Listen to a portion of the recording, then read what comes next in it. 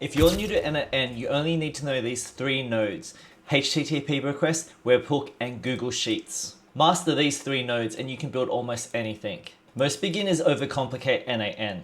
They try and import big templates and they don't understand what they're doing. When their workflow breaks, they have no idea how to debug it or what to do to fix it. But if you just learn these three foundational nodes, you'll have the base understanding on how to build your n8n workflows. So let me show you how to do it.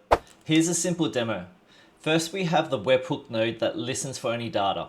Then we have a HTTP request node which sends the data out. And finally, we have a Google Sheets node which logs the data instantly. That's the entire automation. 3 nodes and endless possibilities. So let's test this workflow out.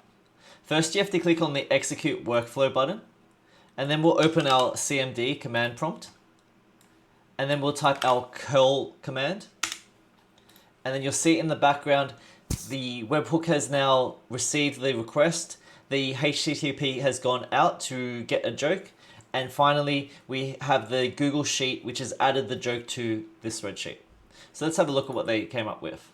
Here you can see the type is general, the setup, why are skeletons so calm, the punchline, because nothing gets under their skin. Okay, so let's actually break down what the workflow does. So step 1, your webhook. This is your trigger, and it's waiting for something to happen, such as a form being submitted. Step 2, the HTTP request node. This is your connector.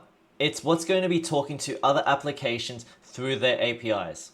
Let me take you through what it's doing in the backend. So the request method has been set to get. I've added a URL to the official joke API to get a random joke. On the right hand side, you'll see the output in JSON format. So each of the values, the type, the setup, the punchline, and most importantly, the ID. The ID is what's going to allow our jokes to be unique in our spreadsheet. And finally, step 3, which is the add joke to our Google Sheet. This is your logger. It's what stores the joke to your Google Sheet. Here you can see I've added my credentials to my Google Sheet. The resource is the sheet within the document. The operation here is the append or update row. So if you remember the ID that I was talking about, we're going to be matching on that ID. It's very important. Here the document is from the joke spreadsheet, and we're going to choose the sheet 1 for the sheet. When I map each column mode, I want a column match on the ID of the joke. And the values that we're going to send are ID is going to match to ID, type will match to type, setup will match to setup, and the punchline will match to the punchline within the spreadsheet. And here are some more pro tips. Never hard code any values. Always drag the JSON property to match a column in your Google Sheet.